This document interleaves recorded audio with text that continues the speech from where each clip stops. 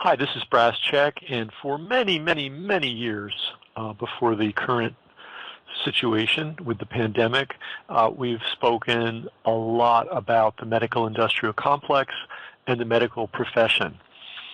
And maybe now's the time to review some of those principles, because when you review those principles, it puts what's going on into some kind of perspective.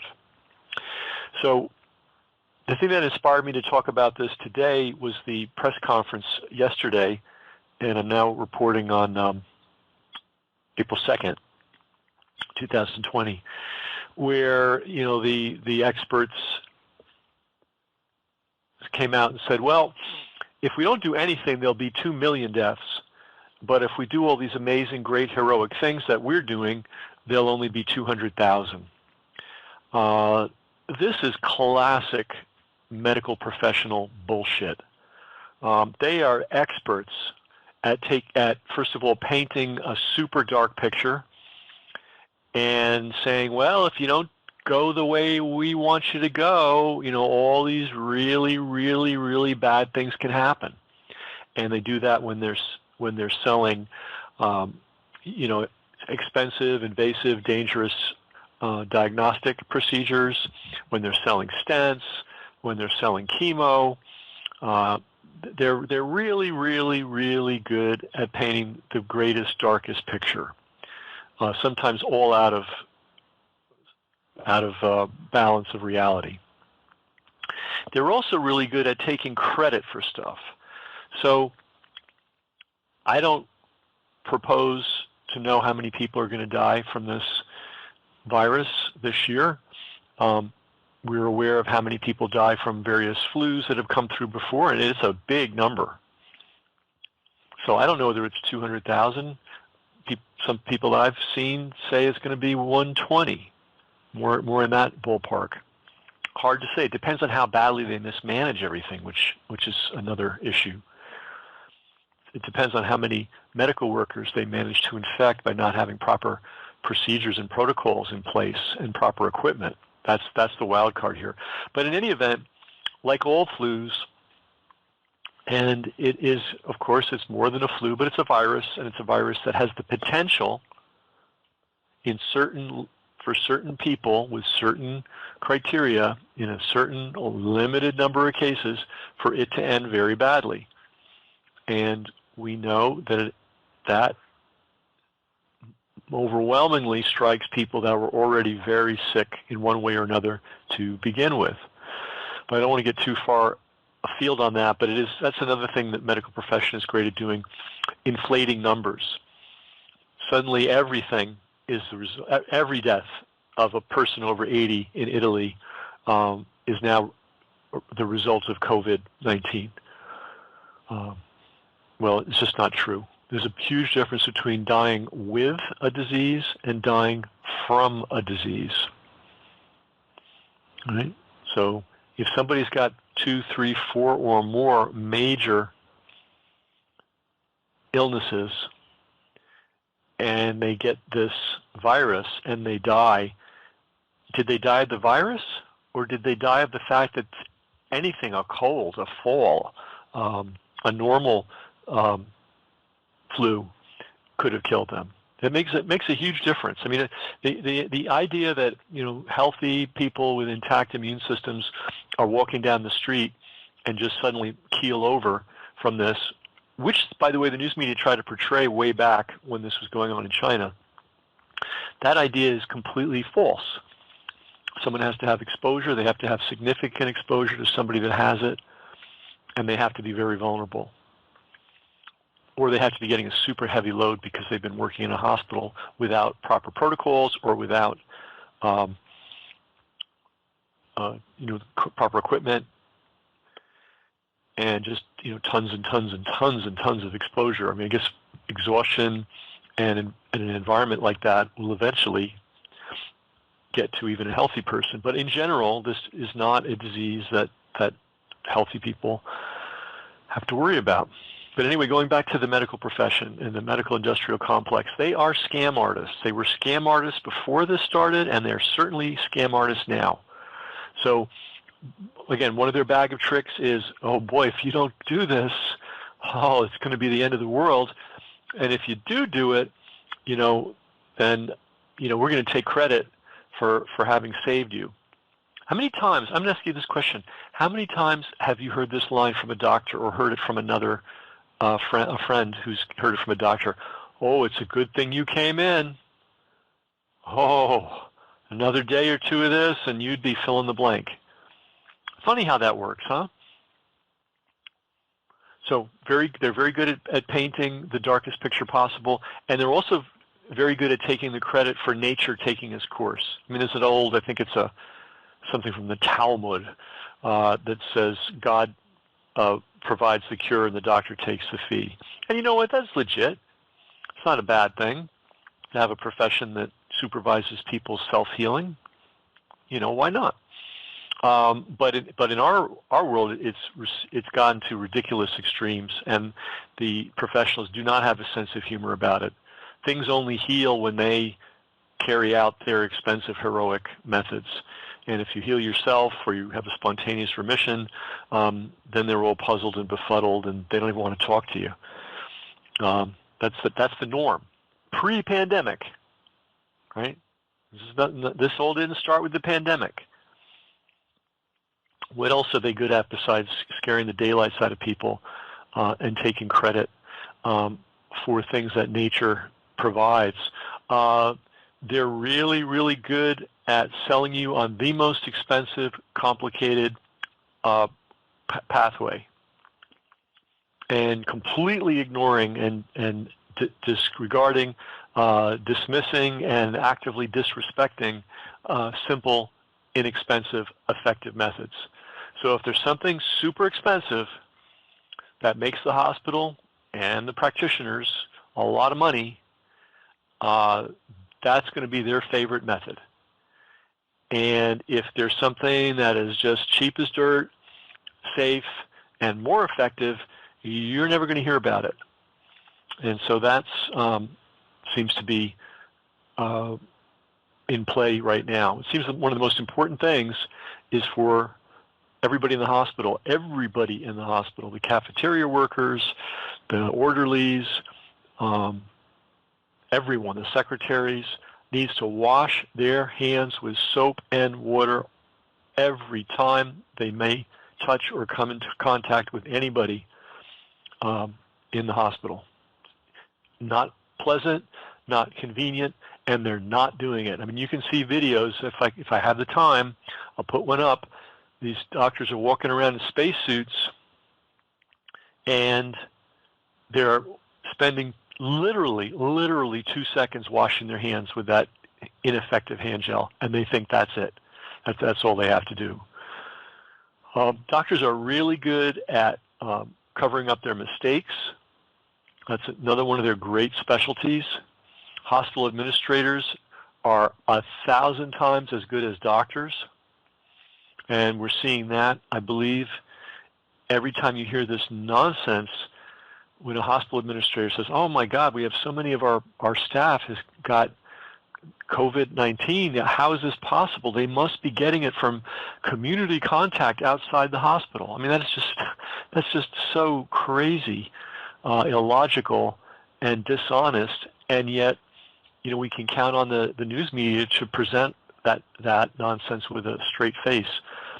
I mean, pretty much COVID-19 congregates in places that are heavily hospitalized. If you have a lot of hospitals, a lot of people working in them, you're going to have a COVID-19 problem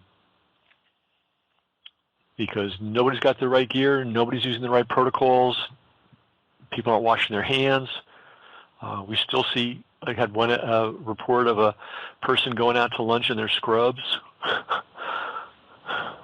in a public place, going to do a pickup for food.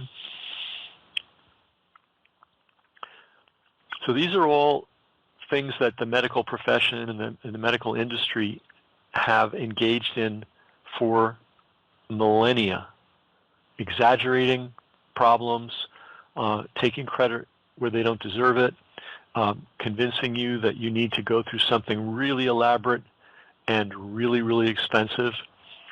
when there may well be a much more effective, less expensive alternative. And then the final thing they're really good at is burying their mistakes. That is a specialty. And this COVID-19 thing, I think, is just them playing out their usual game plan, except this time, instead of creating a tragedy for a family or for an individual and his or her family, they're creating a tragedy for the entire society, which they've really already done, because it's essentially a parasitical industry. I forget the most recent numbers, but I think close to one out of every $5 spent in America is spent on this so-called healthcare industry. And I remember this number: the average per capita, right? So you take everybody in America, you take all the money that gets spent on healthcare, and you got to call it so-called healthcare because it sure ain't care, and it's not terribly healthy. Take all that money and you do that little division process. Every American is spending per capita $10,000 a year in tribute to the medical industrial complex. This didn't happen by itself. It was engineered. It's been going on for a long, long time. They grab a bigger share of the gross national product every year. They provide less and less every year. The service goes down. How many people have been in a doctor's office and you look around, the place is filthy, right? I mean, I have. It's shocking. And Americans know that we pay 2 times more per capita for our health care than the next country in the world, and we're certainly not getting twice the medicine or twice the medical care. And if you look at basic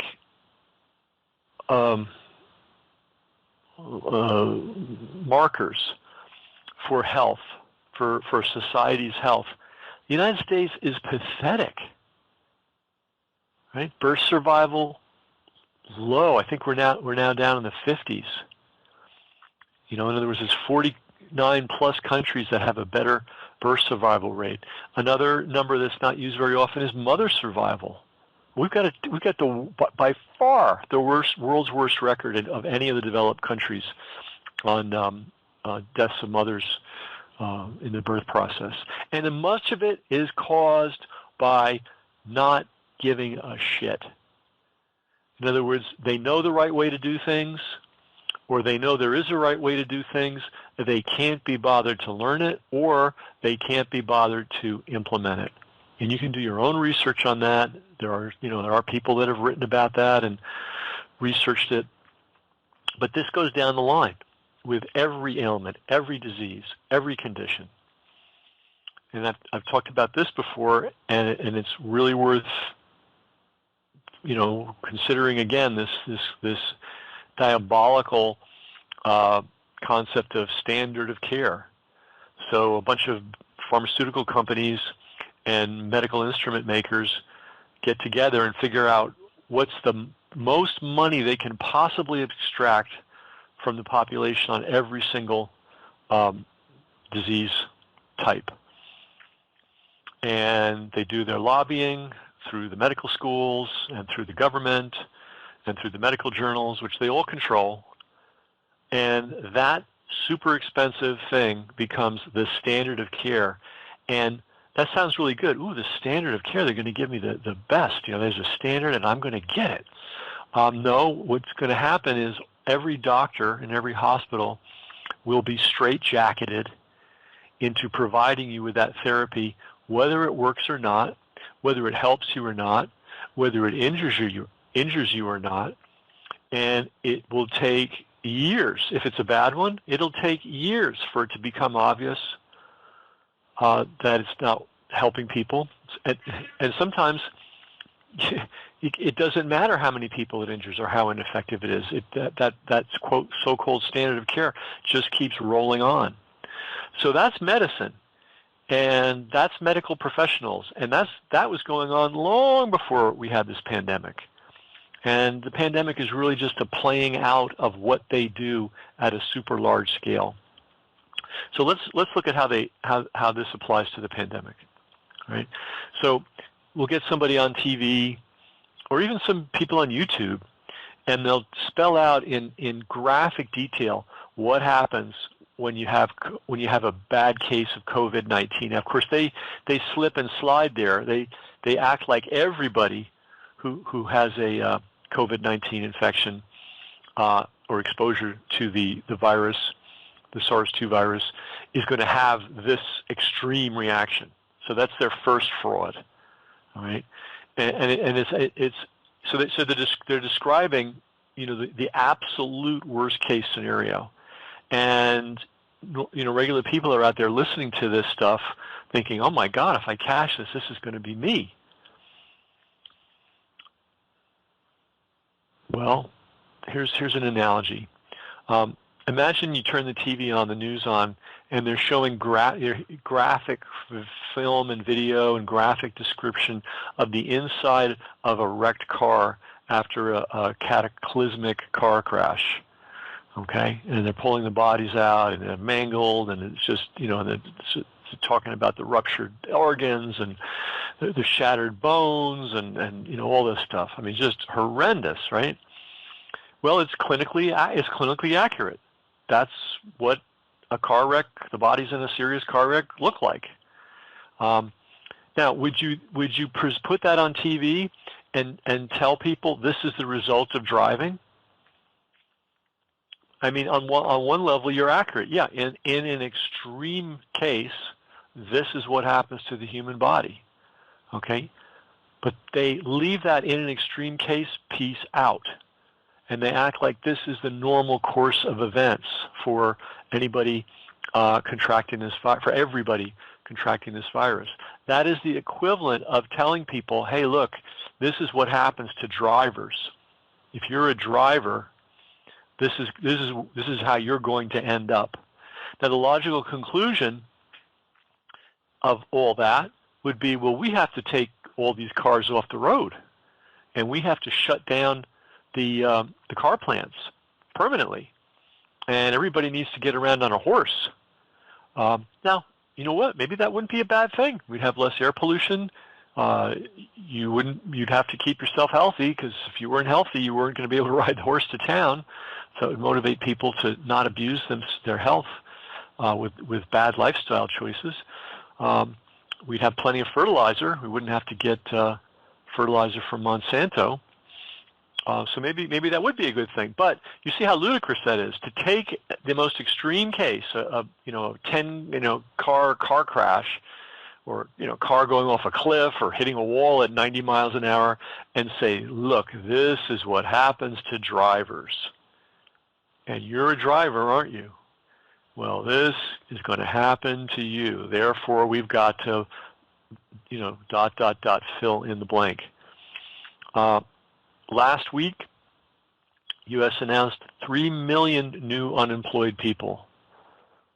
That is a cataclysmic number.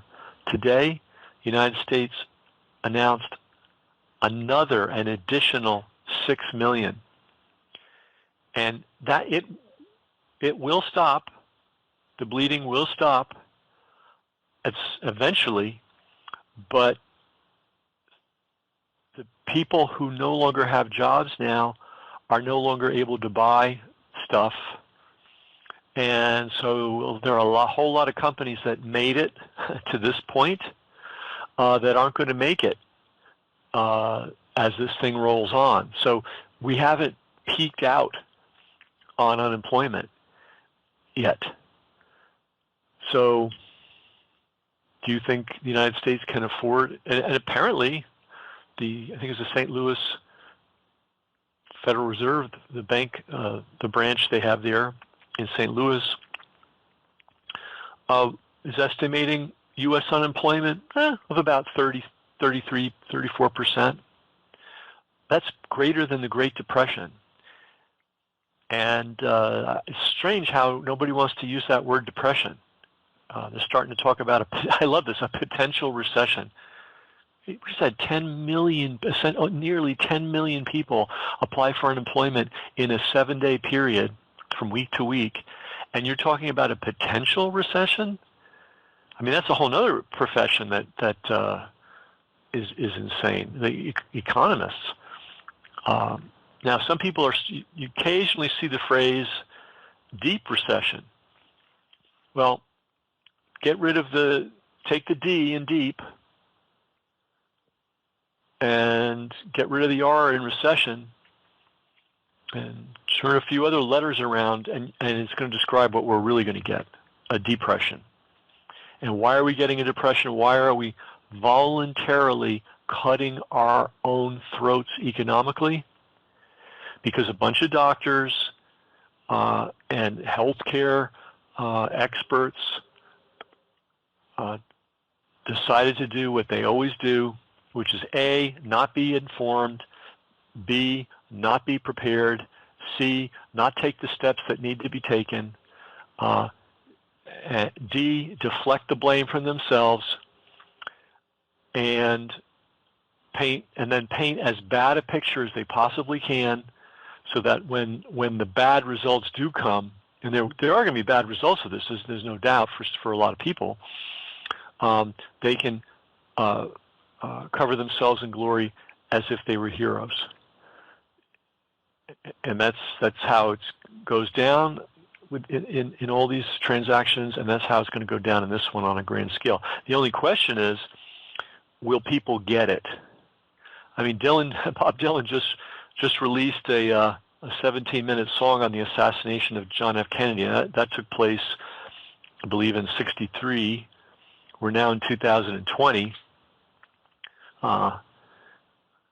Is it going to take us that many years, nearly 60 years, 57 years or so, for popular consciousness to just come to grips with the fact that our president had his head blown off in the middle of a major American city in broad daylight, and the guys that did it just skipped away? I mean, so with this thing that we're currently going through, it is a real disease. It's creating real suffering for real people, as does cancer, as does diabetes, as does car accidents, as does the annual flu. I mean, there is this. That's the other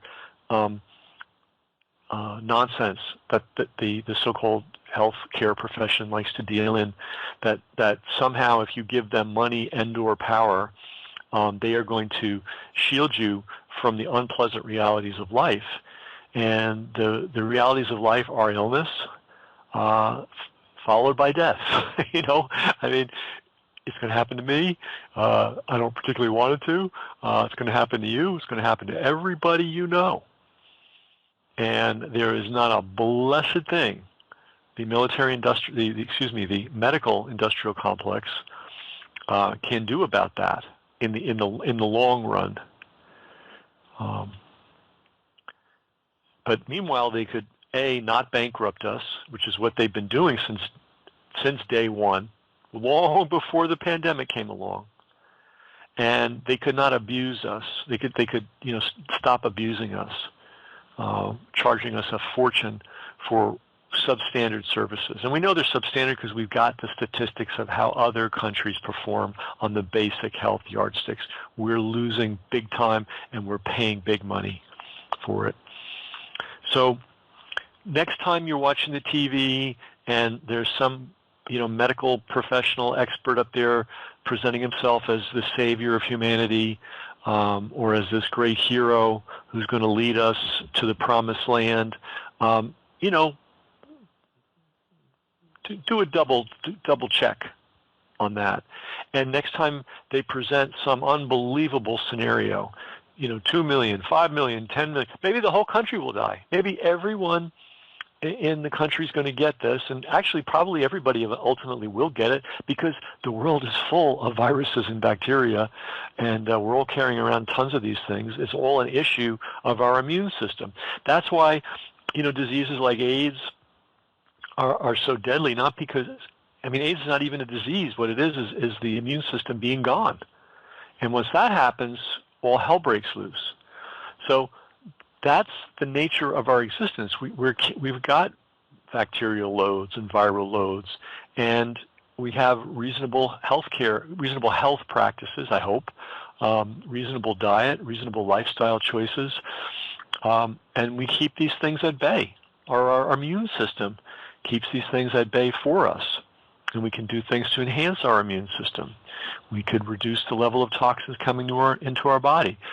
We can, engage in a long-term program of gradually eliminating the toxins in our body. We could eat nutritious food. We could get fresh. There's a million. We can keep our mind strong. There's a million things we can do to enhance our immune system, and then our immune system does the job. The problems come when the immune system breaks down. And, none of these medical professionals, these medical experts, these news media channels seemed at all concerned with the systematic destruction of human health that glyphosate, for example, has wreaked upon humanity.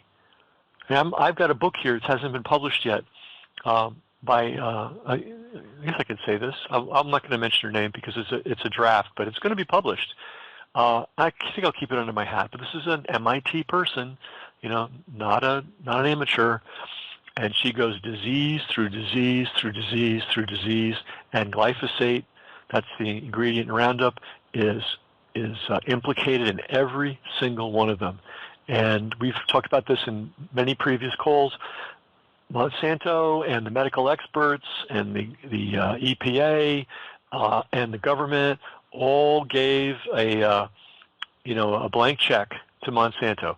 Oh, you want to spray an unproven herbicide on every single thing grown in the world? Go at it. Oh, you don't want to be investigated? You don't want the science checked out? Fine, we won't look at it. You're going to feed the world. So if you're feeding the world, we'll let you spray whatever you want. So,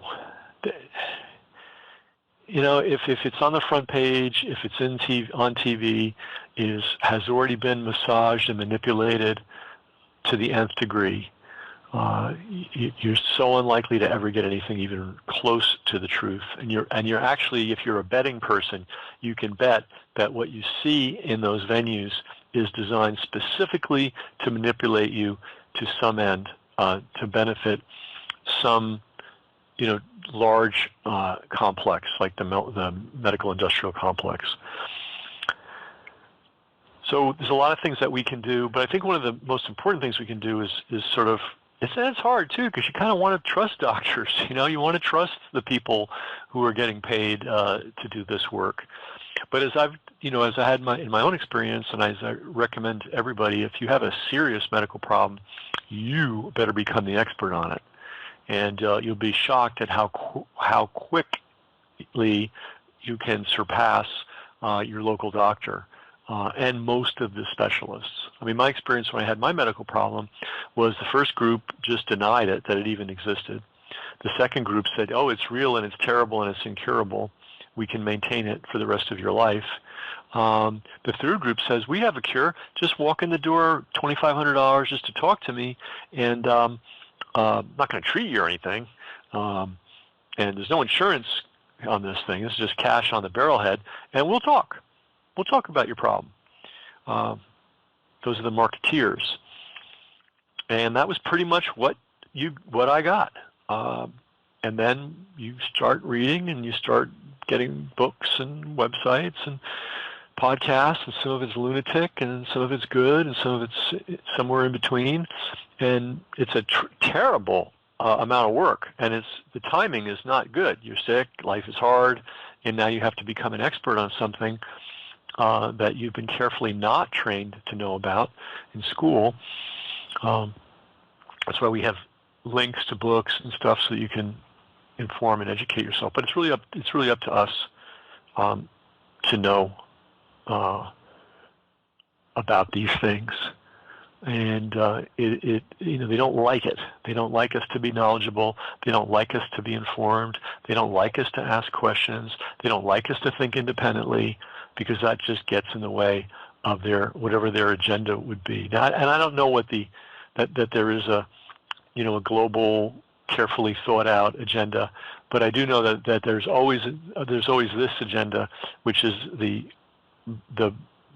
practitioner and the industry well-being comes first, and you come a very, very, very distant second, and you're only interesting to the degree that you can be extracted from. Not it's pretty much the extent at the end of the day of how you're viewed. So that's it.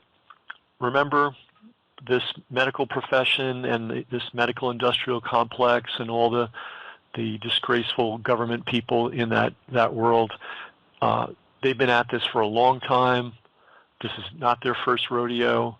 They are expert at scaring you. They're expert at taking credit for things they have no right to take credit for. They're expert at complicating things and making sure that the solution is the most expensive, elaborate, patented solution that there possibly is.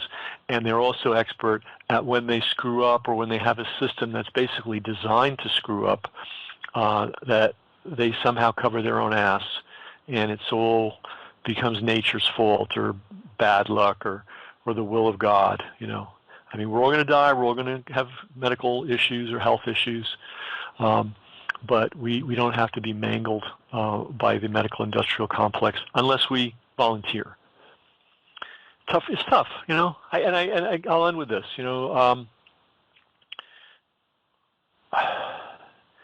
This is not really war.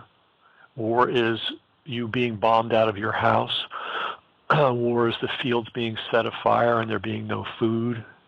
War is the kids starving and dying of disease on the side of the road because you can't take care of them. That's war. War is people shooting at you, bombing you. We're not in something that bad. No one's losing their homes yet. People still have the roof over their head, access to food. Pretty much everybody has access to everything they had before this thing started, and that is not war. That is called a massive, somewhat scary inconvenience. So let's put things in perspective, and let's do the work we have to do, which involves educating and informing ourselves. And it is a tremendous amount of work. And then we've tried to do a lot of it for you through the various channels we have. There was a reason that we've been putting out health information so aggressively in the last couple of years. We always covered the medical industrial complex. That was always a topic. But when I had my own health problem, then there's nothing like firsthand experience, and that's when we became really, really focused on it. And I think all that information that we put out, it's on the sites. Our search, thanks to the way technology devolves instead of evolving, our search function is not as good as it used to be, but it's good enough. And you can get on there and get a really good education in, how to enhance your health, protect your health, recover your health, get toxins out of your life, get nutritious food into you, understand how the medical system works against you. All that's available, on the channel. It's all there. So I hope that helps. But don't be fooled. Don't be terrorized. Don't be stampeded. Don't be tricked into making people that are basically glorified scoundrels into heroes. They're not. They're just guys on TV trying to scare you and doing it any way they can. So that's Brass Check.